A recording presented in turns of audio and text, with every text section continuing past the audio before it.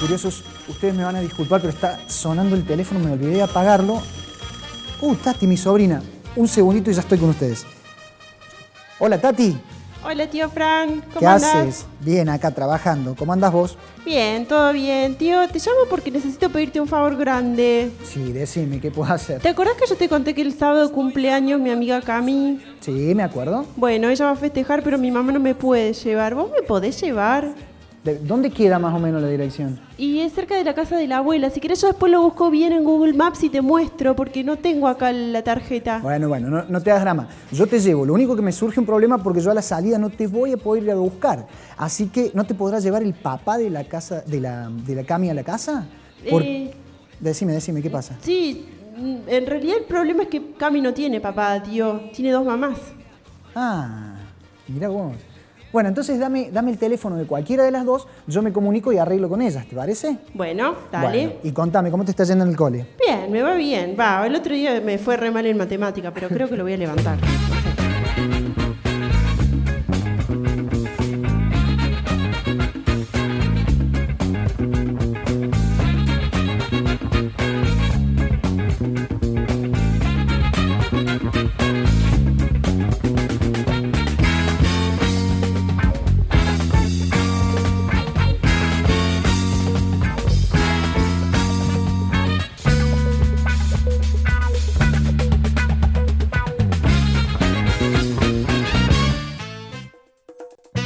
Bienvenidos a Curiosos por Naturaleza, el programa de la comunicación de la ciencia de la Universidad Nacional de Córdoba. El tema que tenemos para tratar hoy es educación sexual.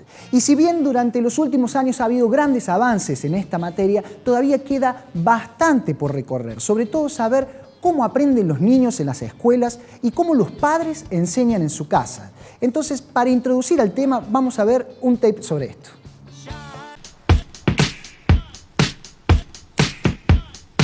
Los adolescentes de hoy tienen mucha información sobre sexo, pero muchas veces no es la suficiente ni la adecuada para que puedan vivir plenamente su sexualidad. La sexualidad es mucho más que las relaciones sexuales. En los últimos años se logró, no sin dificultades, interrumpir una forma única de definir el género y la sexualidad y se abrieron nuevos modos de gestionar las diferencias de sexo y de género. Hoy hay nuevas formas de entender la vida social. Pero todavía falta mucho en materia de educación sexual. ¿Cuáles son los desafíos de la educación sexual hoy?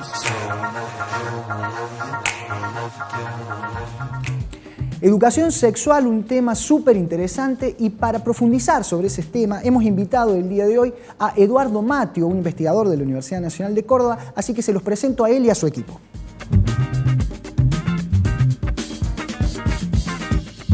Eduardo Mattio es profesor e investigador de la Facultad de Filosofía y Humanidades de la UNC.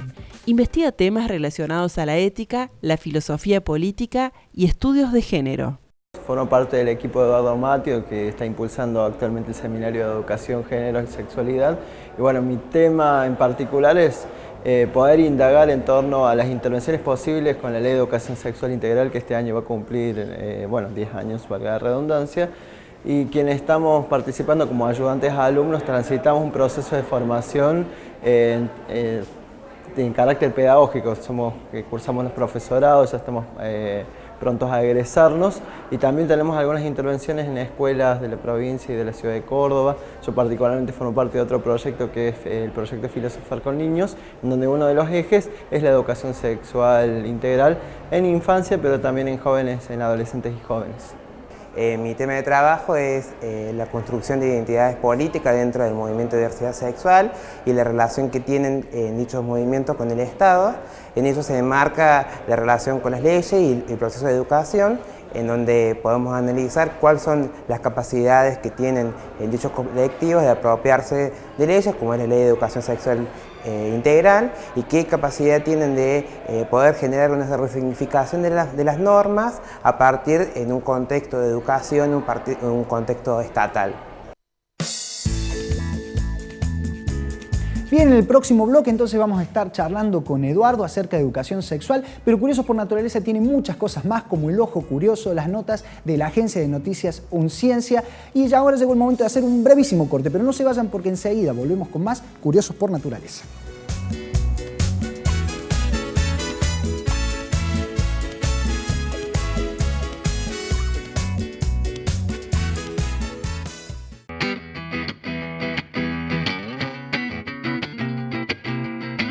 Seguimos en Curiosos por Naturaleza y le damos la bienvenida a Eduardo Matio, investigador de la Universidad Nacional de Córdoba. Bienvenidos a Curiosos por Naturaleza. Gracias por la invitación. Por favor, un gusto tenerte acá. Eduardo, yo egresé de la secundaria en el año 2000. En el 2006 cuando se promulga la Ley de Educación Sexual. Yo me acuerdo que en esa época, por medio de estadísticas y estudios que había al respecto, los adolescentes aprendían principalmente sobre sexo y sexualidad por sus pares, por discusión de sus pares. Bien o mal, era el método en que mayor se enteraban de estas cosas. Hoy por hoy, ¿cómo aprenden los adolescentes sobre sexo y sexualidad?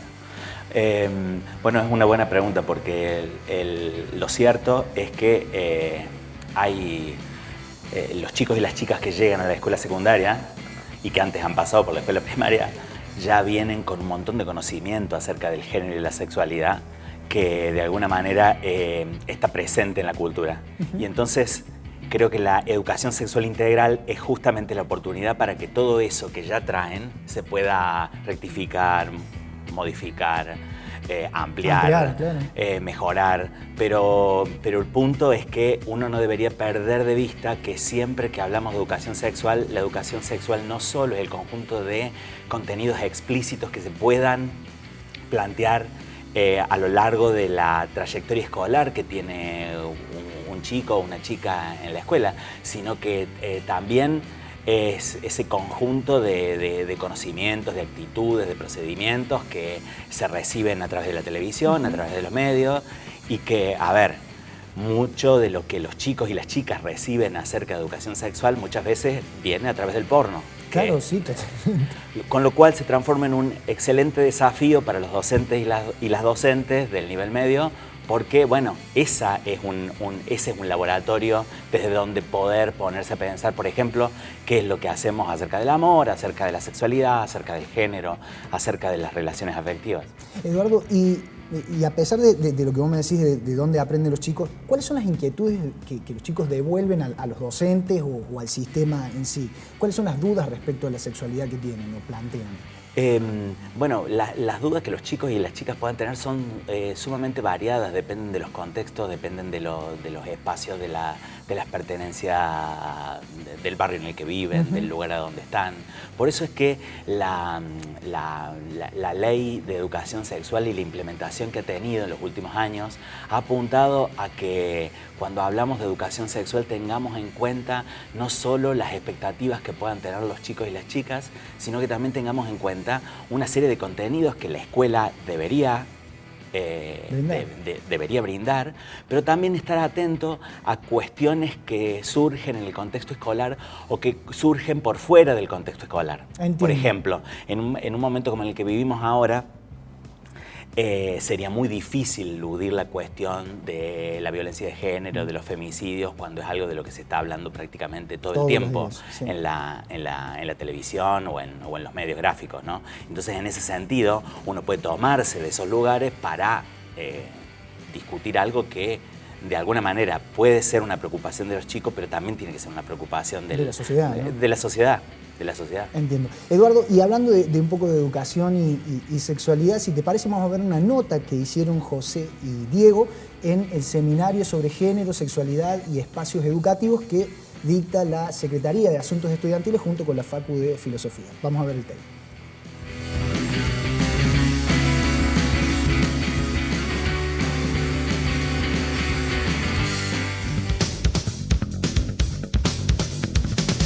Che, Josefina, qué bueno que la universidad esté dando estos talleres de sexualidades. Vos sabés, viste que yo doy clases en un secundario. Sí. Y el otro día un alumno me retó porque dice, profe, ¿usted por qué me pregunta si yo tengo novia? Claro, dando por sentado que la pareja de él debía ser una mujer, ¿viste? Sí, es que viste que eso pasa. ¿Sí? Es como que la realidad nos interpela en relación a la sexualidad y al género y como sociedad como que nos cuesta poner en lenguaje estas nuevas formas de vivir la sexualidad o el género. Claro. Y ahora vamos al taller, ¿y con quién vamos a hablar? Y está Guadalupe Molina, que ella es profe, así que nos va a hablar un poquito de cuáles son las inquietudes en la escuela en relación a este tema. Dale, vamos.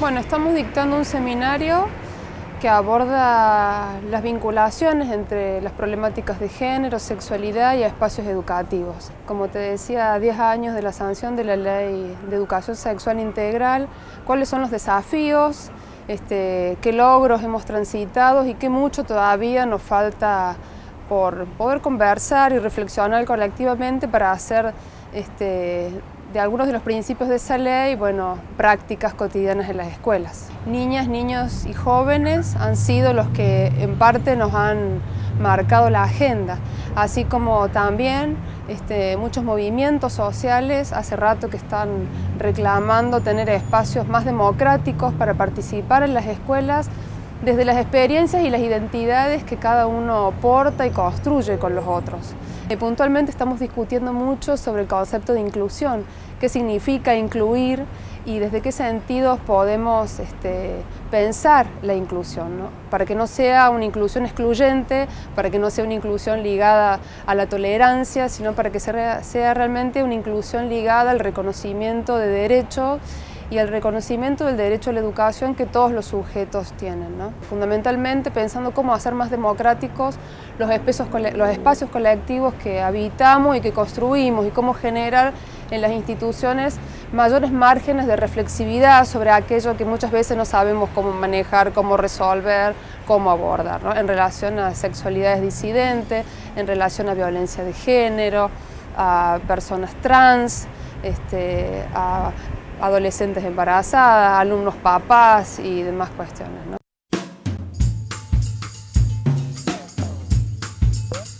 Bien, interesantísima la nota de José y Diego. Eduardo, ¿cuáles son los principales desafíos que tiene que enfrentar la escuela y los propios padres en la casa sobre esta materia de educación sexual, ¿no? Me parece que los desafíos más interesantes que se pueden presentar en la ESI, como te decía hace un rato, tienen que ver con los contextos escolares que son muy diversos. Pero pese a eso, hay una serie de cuestiones a las que habría que ponerle el cuerpo desde la educación sexual, como son las cuestiones de la diversidad sexual, las cuestiones del aborto, las cuestiones del embarazo adolescente, que si, digamos, uno puede hacerse olímpicamente el que no... El sonso, olímpicamente el sonso, y no prestarle atención a estas cuestiones que pueden traer los chicos o que pueden estar en el medio escolar, pero también son cuestiones a las que uno debería prestarles especial atención para que en algún momento del trayecto escolar haya algo que decir o haya algo que se pueda plantear sobre estos temas. ¿Cómo no plantear algo sobre violencia de género? ¿Cómo no plantear algo sobre homofobia? ¿Cómo no plantear algo sobre aborto? Obviamente las escuelas, y eso lo tiene previsto la ley 26.150, que es la ley de educación sexual integral, tiene previsto que cada escuela pueda plantear los problemas interesantes para el y lo pueda plantear de su propio ideario, pero digamos, ese ideario no debería estar ajeno a las cosas que nos están pasando. Y en ese sentido, la escuela debería ser ese laboratorio donde uno pueda hacer un análisis crítico de la experiencia que los chicos traen. Eduardo, y hablando precisamente, no sé, desde hace años contamos con leyes particulares como la ley de matrimonio igualitario, la ley de identidad de género. ¿Cómo encajan estas leyes en la comunidad educativa y qué importancia tiene enseñar acerca de la diversidad en la comunidad educativa? Bueno, yo creo que justamente las leyes lo que de alguna manera hacen es crear un espacio oportuno para que estas cuestiones de la diversidad sexoafectiva se planteen con muchísima más tranquilidad y con mayores desafíos. Pero a ver, el punto es que las cuestiones sobre diversidad sexoafectiva, sobre diversidad sexual, sobre diversidad de género, deberían plantearse de tal manera que no sean algo así como el último capítulo que uno ve si hay tiempo en noviembre, claro, en el último año de la secundaria, sino que en realidad, más allá de ser un contenido conceptual que de alguna manera debería aparecer, debería ser también algo así como un principio que estuviera presente a lo largo de todo el trayecto escolar, por el hecho de que la diversidad no es la diversidad que solo tienen algunos y algunas, diversidad corporal, diversidad afectiva, diversidad identitaria, diversidad expresiva, sino que debería ser un principio con el que desde donde hiciéramos educación sexual. Es decir, pensar que todo chico, toda chica tiene su propia diversidad, tiene su propia singularidad. Eduardo, y de alguna manera, ¿cómo pensás vos que impactaría, no sé, si la sociedad se hiciera cargo de todos estos problemas que hemos estado charlando a lo largo de la entrevista de hoy, en la concepción que se tiene sobre la diversidad sexual, sobre el aborto, por ejemplo? ¿De qué manera crees que impactaría si uno enfrenta realmente esto y busca tratar de darle alguna solución o respuesta en el ámbito educativo? A mí me parece que si el ámbito educativo asumiera todos estos desafíos, podría contribuir en el marco de una sociedad democrática como la nuestra. Creo que podría contribuir a que tengamos una sociedad con menor violencia y donde de alguna manera el proyecto singular que cada una tenga pueda llegar a buen puerto, ¿no? Y en ese sentido, la educación sexual no sería solo hablar sobre el aparato reproductor masculino, el aparato reproductor femenino. Lo dejemos para biología de última vez. Sí, que obviamente que es un contenido que tiene que estar, pero tiene que ver con actitudes, tiene que ver con espacios, tiene que ver con maneras de crear, de posibilitar vidas más vivibles. Me encantó esa última reflexión. Eduardo, te agradecemos un montón haber participado del programa. Muchas gracias a ustedes. La verdad que fue súper interesante. Nosotros tenemos un regalito de nuestra gente de la librería Cuade, nuestra librería amiga, un libro para que compartas y leas, por supuesto. Ahí está. Bueno, muchas gracias. Que estés muy bien, Eduardo. Nosotros ahora sí nos vamos a un corte, pero no se vayan porque seguida queda mucho más Curiosos por Naturaleza. Ya volvemos. La mirada de reojo, sonrisa que viene, sonrisa que va. La mirada de reojo, sonrisa que viene, sonrisa que va. Y en un par de distracciones tomo su mano para bailar.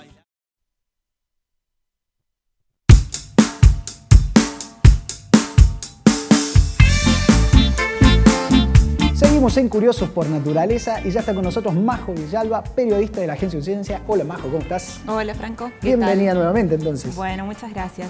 Bueno Franco, ¿te acordás cuando en el colegio teníamos que aprender algo que es muy importante? El proceso de la fotosíntesis. Me acuerdo perfectamente, la profesora Silvia Armata me lo enseñó. Bueno, el famoso dibujito en donde muestra el proceso en el cual la planta toma luz solar y dióxido de carbono del ambiente y a través de un proceso químico devuelve oxígeno a la atmósfera. Sí, me acuerdo perfecto. Bueno, entonces sabrás lo importante de la fotosíntesis y también la importancia entonces que tiene conservar a los que producen la fotosíntesis, es decir, a los árboles. Sí, seguramente. Lamentablemente en los últimos años esto no está pasando y una de las consecuencias es un proceso que vivimos todos los días y que es muy preocupante, estoy hablando del cambio climático. El cambio climático, recordemos que actualmente goza de un amplio consenso de la comunidad científica, ¿no? Sí, está instalado, o sea, ya es un hecho el cambio climático y además hay que decir que es producto del exceso de dióxido de carbono en la atmósfera producido por las actividades del hombre, es decir, que somos nosotros los que podemos cambiar esto. Sí. Majo, y contanos qué tiene Unciencias para contarnos acerca de este cambio climático y este tema. Bien, bueno, desde Unciencia reflejamos una nota, una investigación, mejor dicho, que se realizó en el Instituto Multidisciplinario de Biología Vegetal, el INVIP, del CONICET y la Universidad Nacional de Córdoba. Aquí un grupo de investigadores lo que establecen es cuál es el daño que provoca la tala del bosque, mira, te voy a mostrar el noroeste cordobés, lo que se conoce como el Chaco cordobés en el noroeste, y cómo impacta esa tala en el cambio climático justamente. Entiendo. Estos bosques son bosques áridos del noroeste cordobés y la capacidad que tienen es de secuestrar carbono, es decir, conservar por muchos años carbono y devolver oxígeno a la atmósfera. Sin embargo, esa capacidad se redujo con los años por el cambio de uso del suelo de esta región, básicamente por el sobrepastoreo y la explotación agrícola. Bien, vos recién hablabas de secuestro de carbono. Esto de alguna manera tiene que ver con la fotosíntesis y la capacidad que tienen los árboles de poder secuestrar el carbono dentro de su cuerpo, digamos. Claro, así es. Es un servicio que brindan los bosques, no solamente este bosque, sino todos los ecosistemas en el mundo, de secuestrar carbono de manera permanente durante muchos años. Bárbaro. ¿Y qué hallazgos encontraron estos investigadores en su investigación, ¿no? Bueno, la investigación es muy importante porque lo que ellos realmente hicieron, mejor dicho, es una cuantificación de cuánto carbono pueden secuestrar y conservar estos bosques específicamente, y a partir de esa cuantificación hicieron una estimación ellos calculan que reemplazando 1 hectárea de bosque nativo por 1 hectárea de explotación agrícola, lo que se libera al medio ambiente es 51,5 toneladas de carbono a la atmósfera, lo que equivale a 40, el dióxido de carbono que emiten 40 argentinos promedio en un año, 1 sola hectárea. Un montonazo, entonces. Es muchísimo, sí. Un montón. Majo, ¿y existe alguna, no sé, algo que se pueda hacer respecto a esto? Calculo que reforestar, ¿no? Y reforestar, básicamente, porque además esta investigación también lo que tiene de interesante, que nos contaron los investigadores, es que este bosque, como los otros bosques áridos que hay en el hemisferio sur, tienen un rol importantísimo en lo que es la regulación del dióxido de carbono a nivel global. O sea, mira la importancia que tienen estos bosques. Bueno, entonces, a seguir reforestando, plantar más arbolitos en todo el espacio que tengamos, el pedacito de tierra que tengamos libre, pongamos arbolitos para contribuir a reducir las emisiones de dióxido de carbono. Sí. Majo, también te invito ahora a ver El Ojo Curioso, que esta vez anduvo por el Colegio Nacional de Montserrat, y vamos a ver qué encontró allí. ¿Te parece? Vamos a verlo.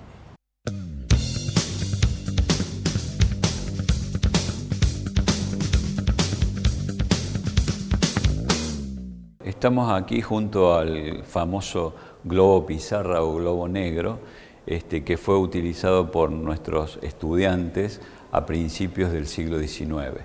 El profesor entonces, en este globo pizarra, como puede hacerlo en cualquier pizarra, iba marcando, solamente tiene marcados los meridianos y los paralelos, y entonces el profesor dibujaba y los alumnos también comenzaban a marcar distintos puntos de importancia que estuviesen estudiando en ese momento.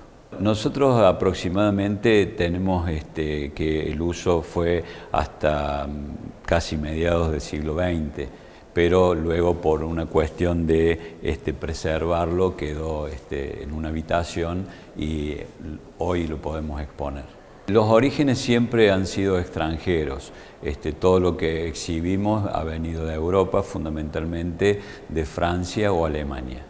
Nosotros estamos ubicados en el Colegio Nacional de Montserrat, más precisamente en la sala del museo, ya que nosotros tenemos un concepto de que todo nuestro edificio, al ser patrimonio de la humanidad, es visitable como un mismo museo, pero le hemos dado en llamar museo vivo porque evidentemente más de 1.700 alumnos diariamente transitan sus aulas, así que esto también es algo muy positivo para nosotros, que esto está permanentemente visitado por nuestros alumnos, por turistas, tanto nacionales como extranjeros. Viene el globo negro del Museo del Colegio Nacional de Montserrat. Qué difícil, Majo, tener que armar o poner los continentes dibujados ahí en ese globo terráqueo. Yo me hubiese ido muy mal en geografía si tenía ese globo. Sí, yo igual, realmente qué difícil. Bueno, pero ahora hemos llegado al final del Curioso por Naturaleza del día de hoy. Se me trabó la lengua, perdón. Esperamos, por supuesto, haber estado a la altura de su curiosidad y nos despedimos hasta la semana que viene. Hasta la semana que viene con más novedades de ciencia. Nos vemos entonces la semana que viene con más Curiosos por Naturaleza. Adiós, nos vemos.